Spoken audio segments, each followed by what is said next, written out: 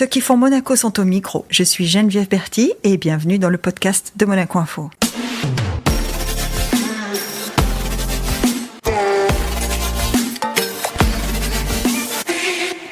Notre invitée du jour est un visage souriant et familier puisqu'elle présente le JT de Monaco Info. Mais au-delà de la professionnelle des médias qui a fait ses premières armes dans le sport, cette journaliste est également la compagne d'un sportif de haut niveau, actuellement sous les feux du mondial de rugby. Alors, comment réussit-elle à concilier son activité à la vie comme à l'écran, à dépasser le statut de femme 2 pour s'épanouir pleinement par elle-même ? Elle prouve en tout cas qu'elle a transformé l'essai. Bonjour Julia Vial. Bonjour Geneviève. Julia, on entre dans le vif du sujet tout de suite, puisqu'on est en pleine Coupe du Monde. Mm-hmm.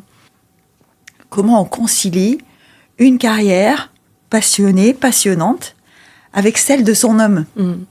Déjà, c'est beaucoup d'organisation, plus de mon côté, parce que le planning de Charles n'est pas forcément très maniable, etc. Donc, c'est moi qui dois m'adapter à son planning au quotidien. On essaie d'anticiper au maximum.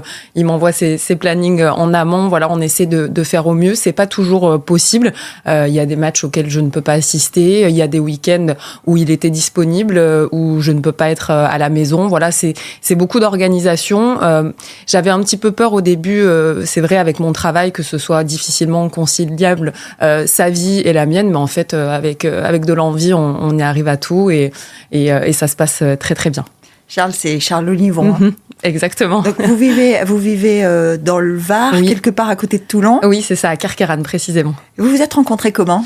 En fait, j'ai interviewé un ami à lui, dans le journalisme. Voilà. Exactement. Dans le journalisme, on rencontre plein de monde, tout le monde le sait. Et en l'occurrence, j'étais allée interviewer un ami à lui sur la reconversion des sportifs de haut niveau. Et il se trouve que il était là, on a discuté, et puis ça s'est fait un petit peu comme ça.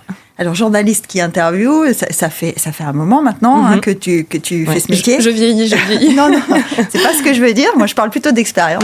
Et tu as beaucoup travaillé dans le sport. Oui.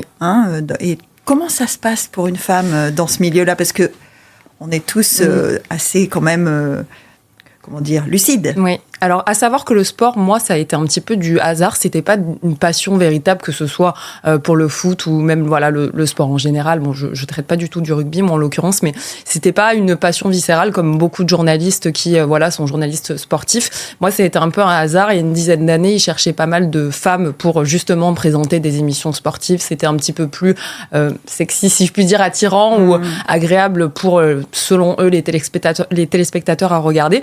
Et c'est vrai que je me suis mise dans cette branche-là, en étant tout à fait honnête dès le départ avec les médias qui m'embauchaient, en leur disant moi c'est pas ma passion, je vais pas vous parler tactique, je vais pas refaire l'histoire d'un sport, mais par contre je donnerai le meilleur de moi-même.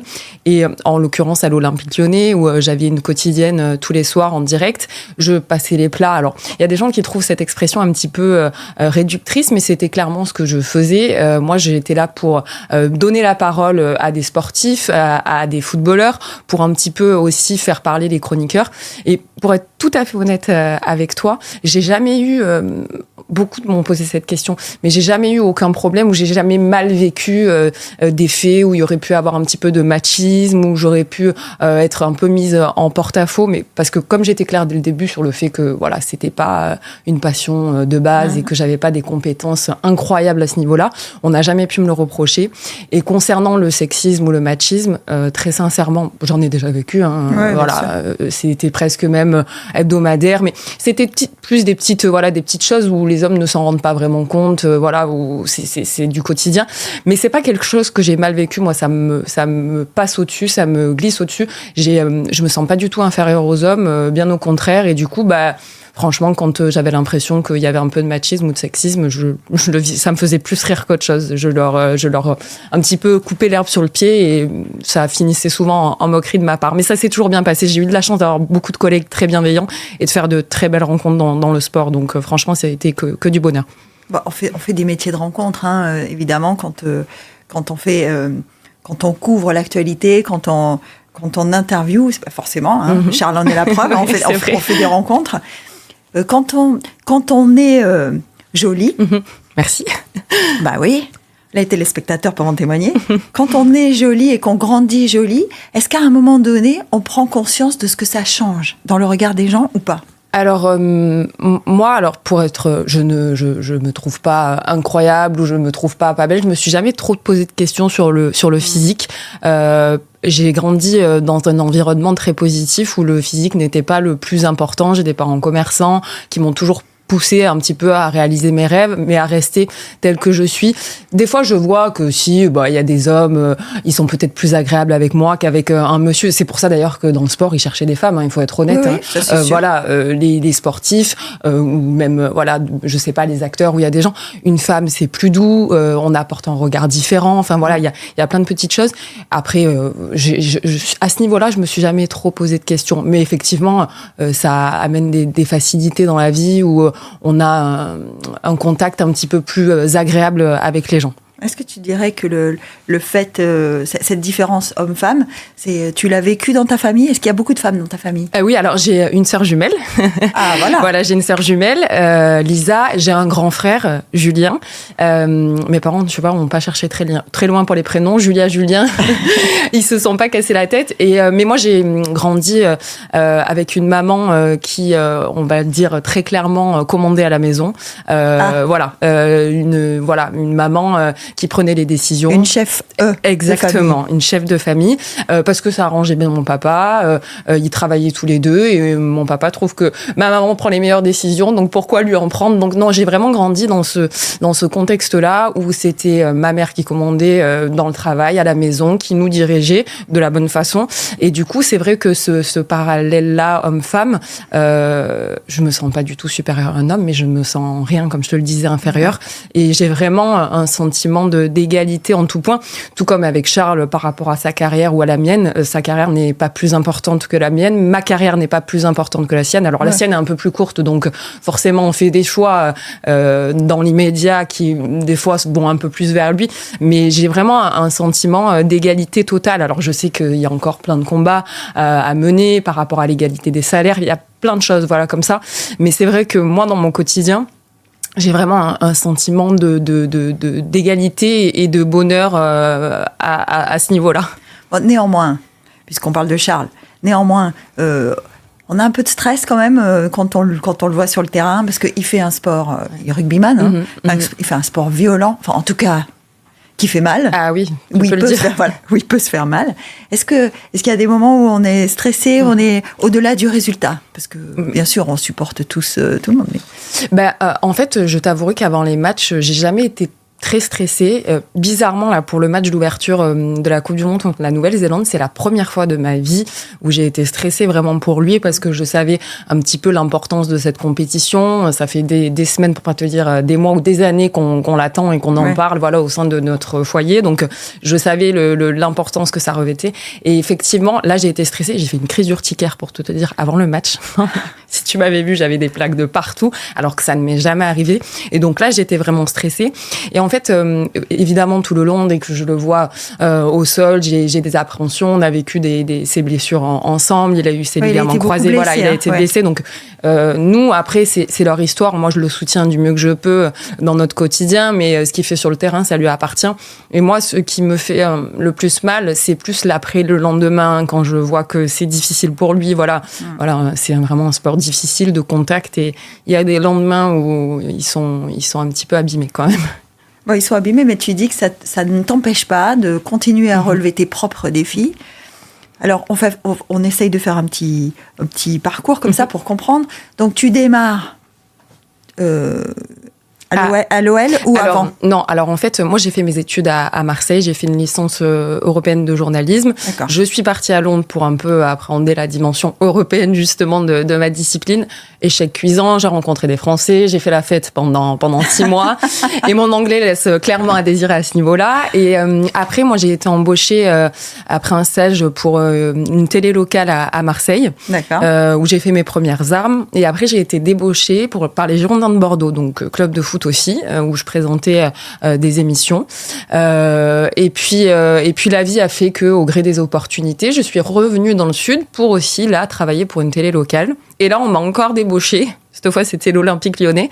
Et là, j'ai animé pendant plus de 2 ans, donc une quotidienne en direct tous les soirs, plus les week-ends où on faisait les avant-matchs et les après-matchs. Et puis après, c'est vrai que Charles, vivant dans le Var, Lyon, Kerkeran, je t'avouerai que les allers-retours, c'est un petit peu difficile avec son planning et le mien. Donc après, tout naturellement, je trouve quand même que la vie dans le sud de la France est on ne peut plus charmante. Et d'ailleurs, c'est pour ça beaucoup de personnes me demandent mais pourquoi t'es pas allé à Paris pour faire ta carrière. Paris, pour être totalement honnête avec toi, au début, j'étais pleine d'ambition. Évidemment que je voulais aller à Paris pour pleinement réussir, mais je me suis vite rendu compte que j'en étais pas capable. Pas capable, pas professionnellement, mais en termes d'entourage, de vie. Voilà, j'ai choisi de vivre dans le sud de la France pour avoir un cadre de vie qui me convient, pour être pas trop loin de ma famille, pour vivre aux côtés de mon compagnon. Et puis on arrive très bien à travailler. J'ai la chance d'être à Monaco Info aujourd'hui. Il se passe plein de choses. On a quand même d'énormes visions. On parle de plein de choses. Donc c'est vrai que voilà, le choix il a été vite fait. Paris, c'est pas pour moi. Alors quand même, ce que j'entends, c'est que ta carrière est importante, tu es passionné, mais le choix est équilibré sur quelque chose d'autre. Hein. Alors, en fait, je pense dans la vie, je l'ai toujours pensé, et d'ailleurs c'est mes parents qui me l'ont un petit peu appris dans ma jeunesse, la vie c'est un juste équilibre de tout. Je me suis jamais sentie de me sacrifier, entre guillemets, pour une carrière professionnelle ou pour une vie personnelle. J'ai toujours essayé d'avoir un juste milieu dans tout, et j'ai trouvé, en adaptant un petit peu ma vie en fonction de la vie de mon compagnon, un vrai équilibre. Et d'ailleurs, ça m'est arrivé quand on était ensemble avec Charles pendant 6 mois de pas travailler. Ça a été l'enfer pour moi et pour lui, soyons clairs. Je pense pas que, j'ai été relativement insupportable. On lui demandera le cas échéant, on lui demandera. Exactement, mais il te dira que non, en fait, je pense, et c'est Charles qui me le disait, c'est tellement important de s'épanouir personnellement, parce que si il est pas épanoui, et c'est le cas quand il a été blessé dans son travail, et si moi je suis pas épanouie dans le mien, on peut pas s'épanouir à deux, c'est pas possible, voilà. Donc en fait, on a essayé de trouver cet équilibre-là, et c'est pour ça que j'ai toujours voulu vivre dans le sud, c'est pour ça. Et malgré ça, le direct te manque pas, parce que dans le sud, il y a quand même moins de direct. Quand on a fait 2 ans de direct, on est un peu piqué au direct. Oui, alors je suis totalement d'accord avec toi. C'est vrai, déjà, je trouve que c'est un petit peu plus naturel. Il y a des choses. Et puis le fait d'être sans filet, j'en ai dit des bêtises, je te le dis, ça m'est arrivé de me prendre des revers en sortant d'émission, en me disant, mon Dieu, mais j'ai quand même pas dit ça. Si, je te l'ai dit, des fous rires. Si, je trouve que le direct amène un certain naturel et une certaine insécurité qui me plaît. Parce que, on fait un métier d'image, on fait un métier où on est des humains, on fait des erreurs comme tout le monde. Et le direct, ça m'a toujours convenu. Après, c'est pas, je fais quand même du journalisme, je présente un journal. Enfin, très sincèrement, c'est que du bonheur aussi, donc c'est différent. Mais c'est pas tellement le direct, parce que on faisait une émission de 18h15 à 19h, donc 45 minutes de direct. C'est plus peut-être les matchs. En fait, quand on travaille pour un média club, notre vie dépend de résultats sportifs. Ça. Et ça, moi, à l'Olympique Lyonnais, je les ai soutenus à corps et âme parce que j'adorais ce club, et puis parce que je savais que les résultats allaient un petit peu agencer ma semaine. Si on perdait, clairement, on passait de mauvaises semaines. Si on gagnait, la semaine était plutôt agréable. Donc ça aussi, ça me manque un peu de... Oh, tu as eu la chance d'être dans les bonnes années de Lyon. Oui. Là, ça va un petit peu moins bien, les pauvres. Là, c'est un petit peu plus difficile. Je pense à tous mes collègues, parce que quand on parle quotidiennement, on a un monosujet sur une équipe qui fonctionne pas bien. C'est ultra difficile. Donc non, moi j'ai eu la chance de connaître les belles années où Jean-Michel Aulas, qui est vraiment un personnage extraordinaire, vraiment il m'a apporté plein de choses professionnellement parlant. Et j'allais te poser la question, parce que quand on parle de l'Olympique Lyonnais, on pense Jean-Michel Aulas, même si aujourd'hui il n'est plus aux commandes, mais donc tu l'as croisé, vous avez échangé, tu dis qu'il t'a apporté plein de choses. Plein de choses. C'est lui qui m'a fait venir, clairement. C'est lui qui m'a reçu pour mon entretien, parce que pour lui, c'est important. Il était comme ça, Franchement, je trouve ça extraordinaire, parce qu'il avait un emploi du temps, un agenda incroyable. Et il m'a posé plein de questions, parce qu'effectivement, j'avais fait mes études à Marseille. Il avait peur que ça prête un peu à polémique, que quelqu'un, parce que dans le foot, il faut être honnête, le moindre petit sujet, ça peut vite enflammer la toile. étoiles. Et il avait essayé un peu de me préparer sur plusieurs thématiques. Et on a fait des émissions ensemble. C'est quelqu'un qui ne laisse pas de place au hasard. On préparait tout en amont. Il est très sérieux et professionnellement parlant, franchement, c'est fabuleux de travailler avec lui. C'est l'une des rares personnes qui m'a impressionnée dans la vie. Alors, pas que forcément professionnel, mais c'est quelqu'un qui en impose beaucoup. Et sa voix déjà. Non, rien que sa voix. Ouais. Alors, je sais qu'il y a plein de gens qui ne l'apprécient pas forcément parce que c'est un personnage, on peut le dire un peu vulgairement, c'est une grande gueule, etc. Mais moi, il a été fabuleux avec moi. Il m'a dit, Mademoiselle Vial, si vous avez le moindre souci en interne, si vous avez des problèmes, venez me voir. Enfin, il fait ça avec tous ses salariés. Hein. Mais en fait, moi, personnellement, j'avais envie de travailler pour lui. J'avais envie de donner le meilleur de moi-même pour cette personne qui s'est sacrifiée corps et âme pour un club et qui était là à 6h le matin et repartait à 22h le soir. Enfin, franchement, c'est vraiment un grand monsieur. C'est vrai que dans la vie, la valeur de l'exemple est toujours... on dit mener par l'exemple, ça veut dire quelque chose. Mais ça marche en plus.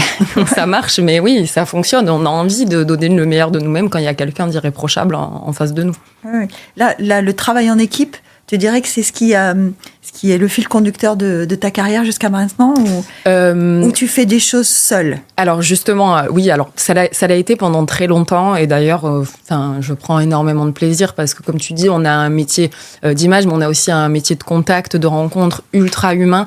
Moi, à Monaco Info, quand je viens, j'apprends des choses tous les jours.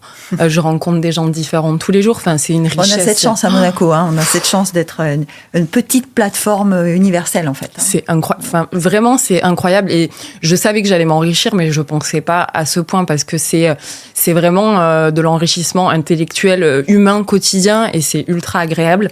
Et pour répondre plus clairement à ta question, je fais aussi un peu de média training à côté. Donc c'est-à-dire, pour ceux qui connaîtraient pas, je forme des personnes, que ce soit des chefs d'entreprise ou des sportifs, à véhiculer le bon message face aux médias parce qu'il faut être clair. Moi, toutes les personnes que j'ai interviewées, il y avait des gens qui étaient brillantissimes, mais j'avais l'impression que parfois, ils avaient un peu du mal à véhiculer le bon message. Le message, voilà, qu'ils voulaient donner, en fait. Ouais, il faut reconnaître que synthétiser, concrétiser une idée comme ça, la placer et bien la présenter, c'est pas toujours simple. Mais c'est ultra difficile. Nous, les journalistes, on fait des études pour faire nos métiers, pour savoir poser les bonnes questions, pour synthétiser un propos d'après une dépêche qu'on reçoit. C'est que c'est pas du tout évident. En tout cas, c'est pas inné. Non, pas du tout. Mais tout comme parler face à une caméra. Le track, en plus, la caméra, le casque, le micro, enfin, peu importe. Ça, on dit toujours, on exprime des choses très facilement et puis après, avec tous ces ustensiles, tous ces outils autour, on a l'impression qu'on a oublié. Mais des fois, j'avais l'impression de discuter avec quelqu'un avant une interview et que la personne était ultra dynamique, qu'elle parlait très bien et que dès qu'on allumait la caméra, la pauvre, elle était un petit peu dans l'embarras et c'est pour ça que j'ai voulu aussi développer ce côté-là, média training, etc. parce que je trouve qu'il y a des gens qui font des choses super et qui méritent de mettre en avant le bon message. Aujourd'hui, tu dirais que tu es à un moment de ta carrière où tu as envie, puisqu'on parle journalisme, on parle média training, tu dirais que tu as un moment où tu as des choix à faire ou tu es sur une route? Je dirais que c'est un petit peu un sentiment mélangé sur une route. Oui, parce que à Monaco, je te le dis, je suis super bien. Alors même si je fais un peu les trajets, les allers-retours, parfois c'est contraignant.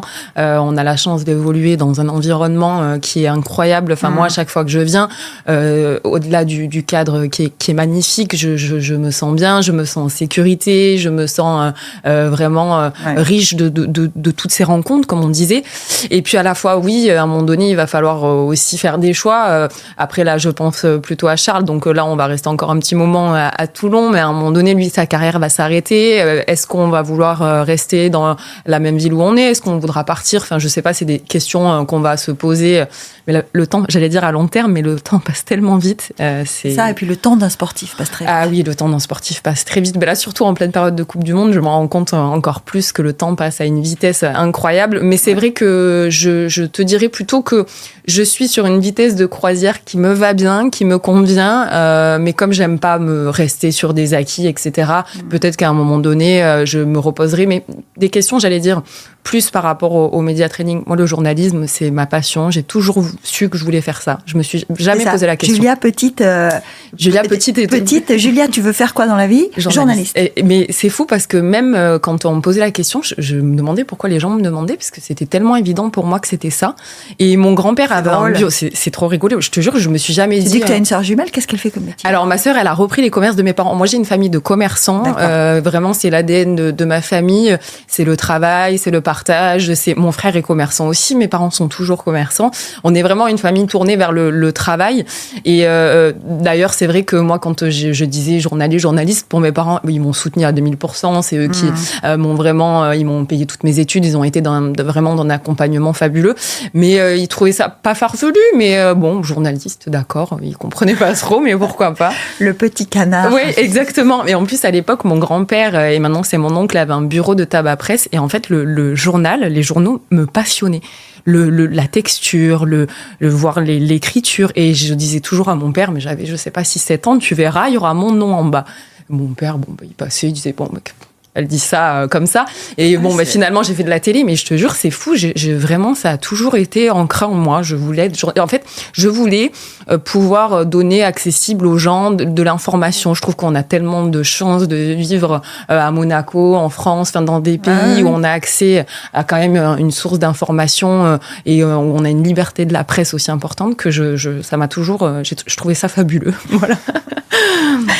Donc c'est plus ça, parce que j'allais te demander ce que tu aimes écrire, mais donc finalement c'est pas vraiment adapté. C'est pas l'idée quoi. L'idée c'était plus transmettre l'information. Exactement. Après l'écriture c'était quelque chose aussi que j'aimais bien. J'écrivais mes journées en rentrant. C'était pas forcément quand j'étais petite un journal intime. Je mettais dans les moindres détails. La chronique de Julia. Exactement. Pour moi seule. Mais j'aime beaucoup l'écriture. Enfin, quand on est journaliste, il faut quand même aimer la langue française, les mots, etc. Donc vraiment l'écriture, si c'est quelque chose qui m'a bercé toute mon enfance, j'aime beaucoup lire, etc. Par contre, j'allais te dire la lecture. Si tu aimes l'écriture, tu aimes la lecture. Forcément. Mais par contre, comme je me suis dirigée vers la télé et que ça fait plus de 10 ans que je suis dans la télé, c'est vrai que je n'écris plus, malheureusement.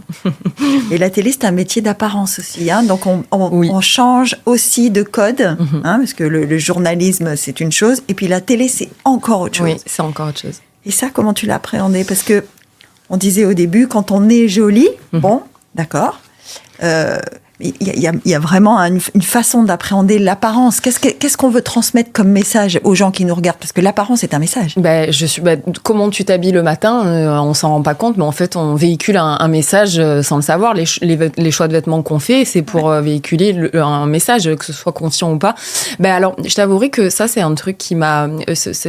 l'image télé, c'est dès le départ, quand j'ai fait ma fac de journalisme, il y avait un prof de radio, en l'occurrence, qui scindait la classe en deux, on ne savait pas trop, mais en mode de physique télé, physique radio. Je trouvais ça ignoble.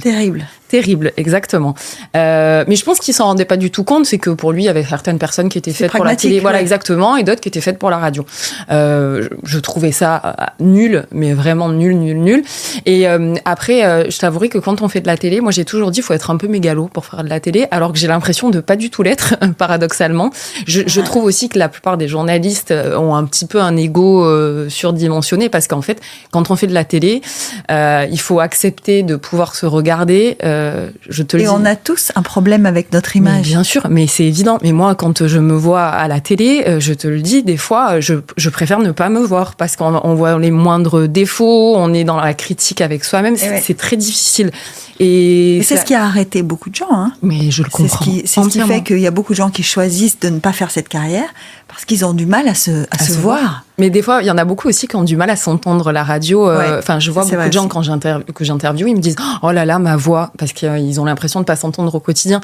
Mais en fait, on se rend compte souvent que l'autocritique qu'on fait de soi-même, on est ultra dur et en fait, les gens ne font attention à rien. Moi, des fois, ça m'arrive de faire un JT, d'avoir un petit bouton, comme tout le monde, Dieu merci, j'ai des boutons, d'avoir l'impression que... on voit que ça. Alors que personne ne voit. Personne ne le remarque. Mais personne, absolument personne. Parce qu'on est d'accord, c'est ça le pas à faire, c'est que l'image télé, elle vient avec ce qu'on dit, elle vient avec ce qu'on présente. Il n'y a pas que... on n'est pas un pot de fleurs, en fait. Hein.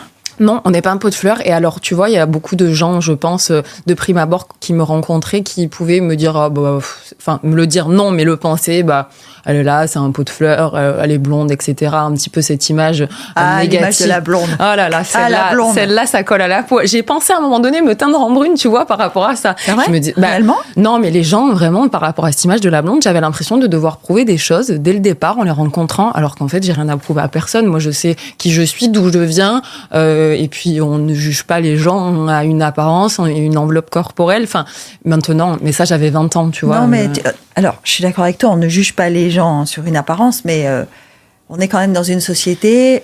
Et je trouve que ce phénomène se déploie de plus en plus. On est dans une société où l'apparence physique compte énormément. Mais ça, c'est de pire en pire avec les réseaux sociaux. Moi, j'aimerais pas avoir 15 ans, franchement. Je dis que ça se développe. Moi, je parle des réseaux sociaux. C'est terrible. Mais c'est de pire et les filtres, les Photoshop. Voilà. Et malheureusement, quand on voit toutes ces filles sur les réseaux, on se dit, mon Dieu, ça va pas du tout. Alors que moi, la plupart des bombes atomiques que je vois sur Instagram, et qui ne sont pas réelles, on les voit pas en vrai, en fait. C'est très rare. En fait, on se demande où elles sont, ces filles-là. Mais on ne les voit pas, mais parce qu'en fait, tout le monde est humain et tout le monde a un peu de cellulite, a quelques rides. Enfin, c'est juste la normalité. Et tu vois, pour revenir au fait de l'apparence de la blonde, j'avais répondu à une interview quand j'étais arrivée à l'Olympique Lyonnais, où justement, j'avais reçu pas mal de petites critiques, etc. J'avais même fermé mon compte Twitter à l'époque parce que je recevais des insultes de la part de supporters, voilà, injustifiées, etc. Du coup, j'avais fermé mon compte Twitter. Et ce qui est rigolo, c'est que un journaliste me demande de faire une interview. Je dis, pas de souci, super, etc. Et on fait l'interview. Pour moi, ça se passe très bien. Je le trouve ultra agréable. Bon, il fait son papier. C'était dans un journal à Lyon. Je crois que c'était... Le Progrès ou... Non, c'était pas dans le Progrès. C'était un magazine. D'accord. Je pourrais pas te retrouver le nom, mais en l'occurrence, il titre Julia Vial, la nouvelle présentatrice de l'Olympique Lyonnais, une apparence de bimbo superficielle, bien loin de la réalité quand on la rencontre. Alors, je pense que pour lui, c'était un compliment. Mais alors, moi, ça m'a vexée. Mais quand je te dis vexée, j'ai trouvé ça vraiment... Et il avait titré juste en dessous, Julia Vial, la famille de Julia Vial possède des commerces. C'est la seule à avoir le bac. C'est ce que je lui ai dit. En l'occurrence, c'est la vérité.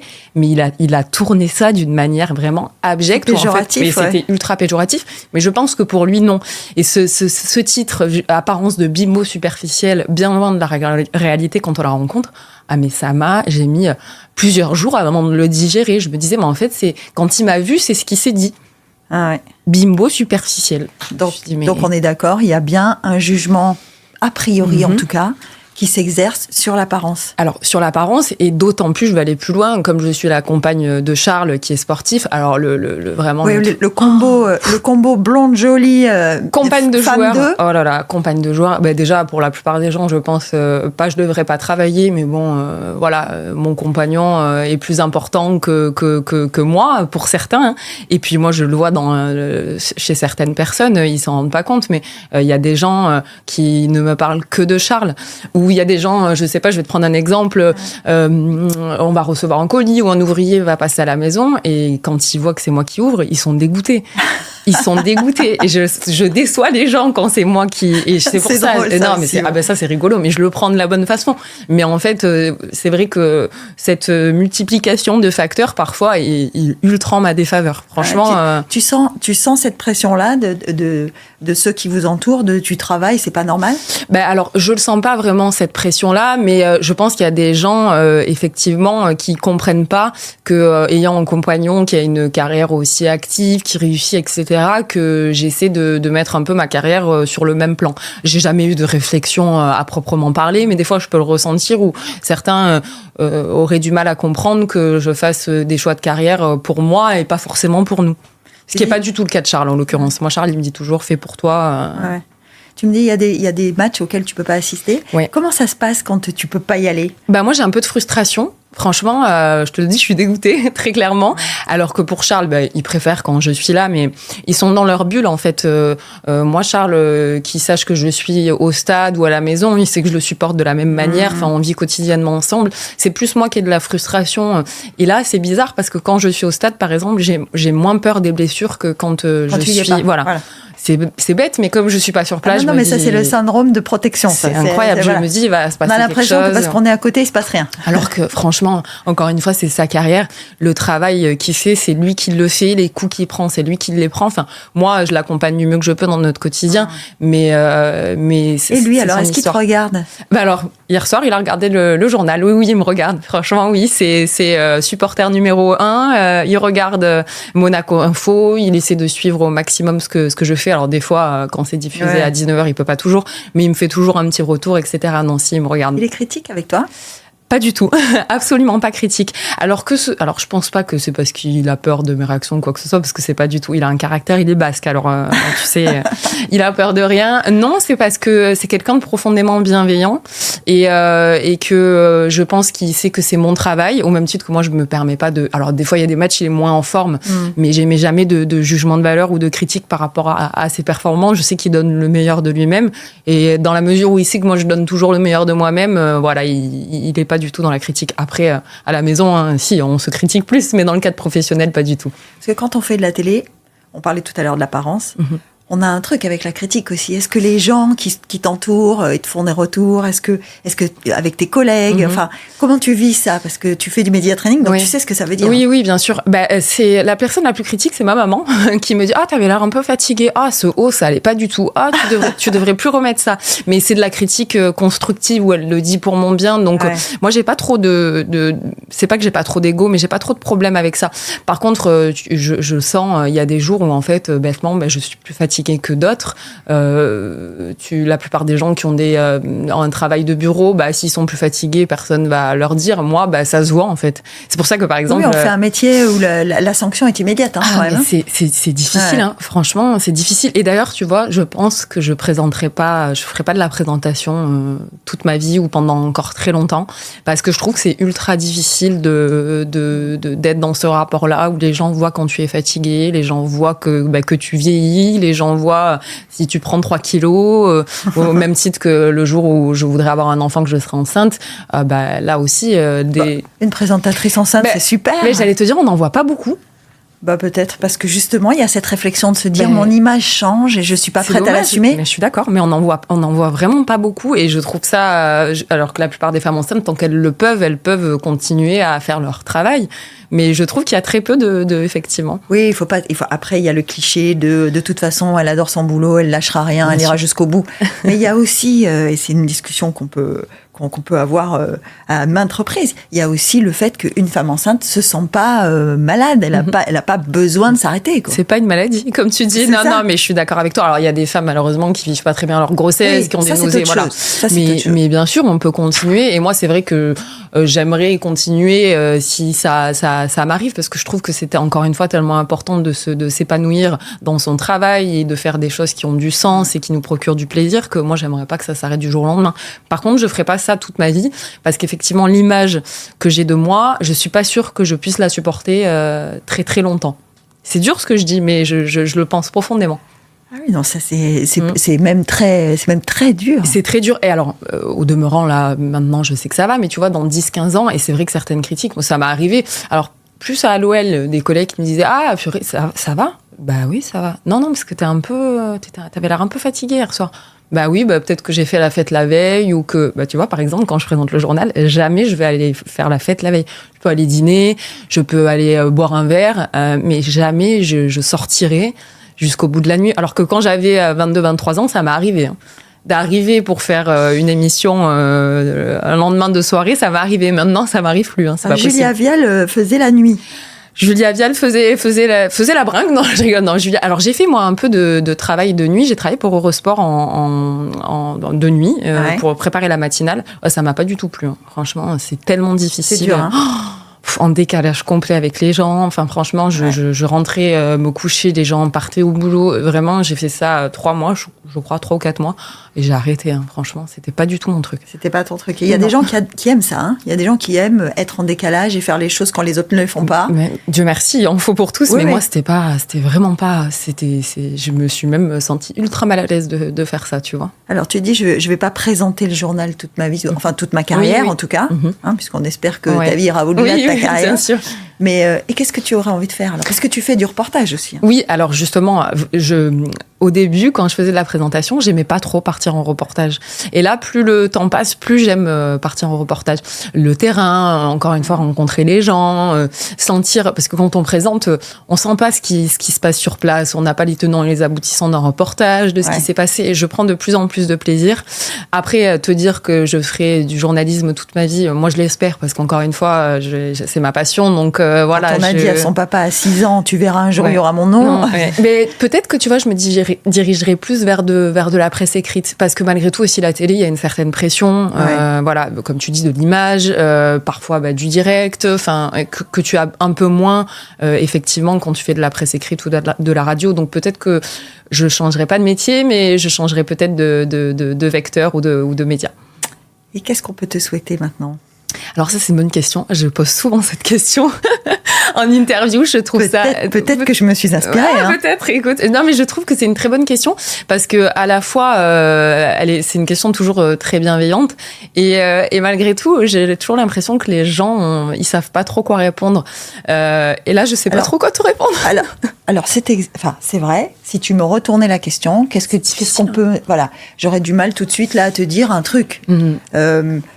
Moi, je te dirais, ce qu'on espère, c'est que ça dure. Oui, mais on espère. Parce que tu es en train de me dire, voilà, tu es en train de me dire, je veux pas le faire toute ma vie. Alors, tu t'arrêtes pas tout de suite, tu restes encore un peu avec nous. Ah ça c'est sûr.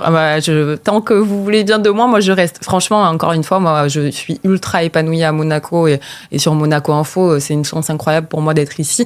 Mais pour répondre du coup clairement à ta question, qu'est-ce qu'on peut me souhaiter? Donc que ça dure, de continuer à être heureuse, parce que c'est vrai que des fois je la pose cette question. Est-ce qu'on a le sentiment d'être heureux? Moi, j'ai un profond sentiment de bonheur. Alors évidemment, mes journées sont pas roses tout le temps. J'ai des coups de mou, mais j'ai vraiment un sentiment de bonheur dans mon quotidien, dans ma vie. Je suis en bonne santé, mes proches aussi. Enfin, j'ai quand même le principal. Non, mais oui, je mesure. Mais franchement, en fait, des fois, on devrait se recentrer un peu.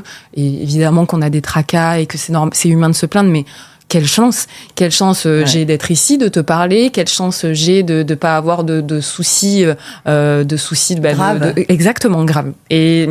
Et ça, et c'est en ce sens, du coup, pourvu que ça dure, pourvu que ça continue d'aller bien dans mon travail, dans ma vie et pour les gens que j'aime, parce que ça aussi, si t'as quelqu'un que tu aimes, je parle de Charles et de mes parents, mais pareil, moi j'espère profondément que Charles il sera champion du monde pour lui et parce que son bonheur fait le mien et que j'espère que du coup tout ce qu'il veut avoir dans la vie, ça lui arrivera parce que c'est le bonheur est multiplié quand on le partage.